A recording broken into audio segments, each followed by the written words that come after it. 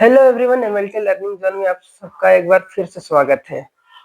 तो आज हम लोग देखेंगे concept of enzyme, iso enzyme and को एंजाइम। क्या होता है एंजाइम, आइसो एंजाइम क्या होता है और को एंजाइम क्या होता है, उसको हम लोग आज समझेंगे। तो सबसे पहले हम लोग एंजाइम को देखते हैं। एंजाइम क्या होता है?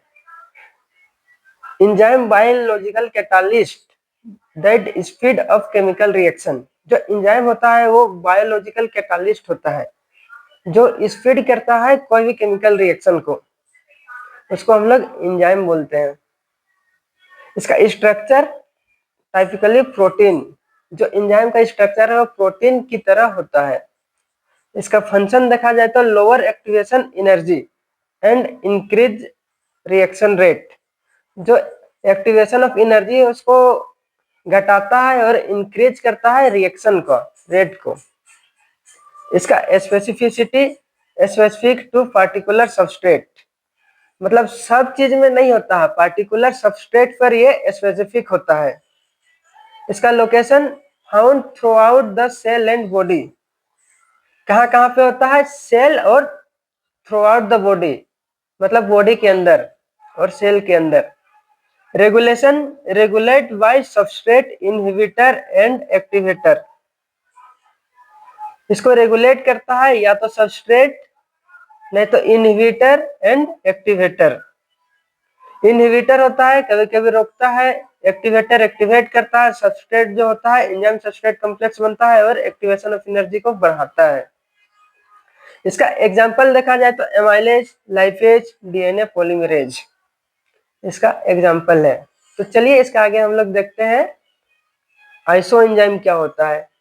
Iso enzyme different form of same enzyme that catalyse the same reaction.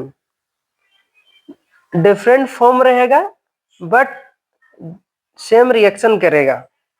इसका स्ट्रक्चर होता है डिफरेंट प्रोटीन स्ट्रक्चर और वेरिएंट्स, मतलब प्रोटीन का डिफरेंट डिफरेंट स्ट्रक्चर होता है और इसका वेरिएंट्स होता है। जैसे कि होता है ना LDH1, LDH2, ऐसे होता है। मतलब सेम चीज रहेगा लेकिन डिफरेंट डिफरेंट जगह पे मिलेगा, डिफरेंट काम करेगा।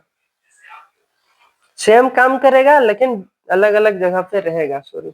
इसका फंक्शन कैटालाइज, बताए थे आपको अभी, catalyse same reaction with different properties. Same reaction काम करेगा लेकिन अलग अलग इसका प्रॉपर्टी होगा। Specificity may have different kinetic properties और टिश्यू स्पेसिफिसिटी। इसका काइनेटिक प्रॉपर्टी डिफरेंट होगा और टिश्यू स्पेसिफिसिटी मतलब अलग अलग टिश्यू पे उसका अलग अलग वेरिएंट होगा। लोकेशन ऑफन टिश्यू स्पेसिफिक, मतलब कि यह टिश्यू स्पेसिफिक होता है, अलग अलग टिश्यू में पाया जाता है। Example heart, liver. इसका रेगुलेशन देखा जाए तो regulate by tissue needs and may respond different to inhibitor. किसके द्वारा रेगुलेट होता है? टिश्यू के द्वारा, जो इसे नीड होता है। And respond different to inhibitor, और रिस्पॉन्ड करता है किसके थ्रू? इनहिबिटर के थ्रू। इसका एग्जांपल लैक्टेट डिहाइड्रोजिनेज, अलग अलग जगह पे अलग अलग फॉर्म में पाया जाता है। LDH1, LDH2 होता है, वो अलग अलग टिश्यू पे पाया जाता है लेकिन उसका काम सेम रहता है। अब देखते हैं हम लोग coenzyme. Coenzyme organic molecule that assist enzyme in catalysing reaction.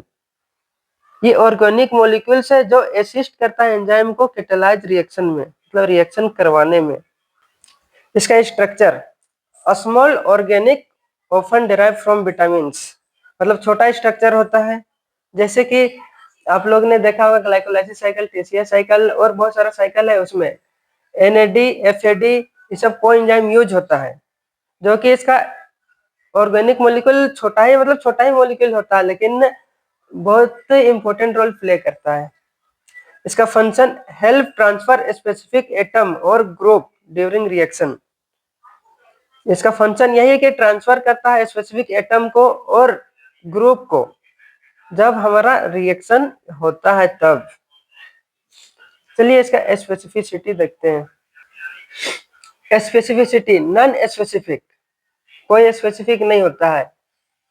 Ads various enzyme, बहुत सारा एंजाइम इसमें ऐड होता है। Location, found in various cellular location depending on enzyme function, बहुत सारा सेलुलर लोकेशन पे पाया जाता है जहां एंजाइम काम करता है। Regulation, often required in specific amounts for optimal enzyme activity, मतलब कि स्पेसिफिक अमाउंट में पाया जाता है फॉर एंजाइम एक्टिविटी, तब एंजाइम का एक्टिविटी होता है तब। इसका एग्जांपल है NAD+, FAD+, कोएंजाइम ए और बहुत सारा है। तो आपको समझ में आ गया होगा एंजाइम, आइसो एंजाइम, को एंजाइम। तो वीडियो को लाइक करें, कमेंट करें और शेयर करें। मिलते हैं नेक्स्ट वीडियो में बहुत ही जल्द।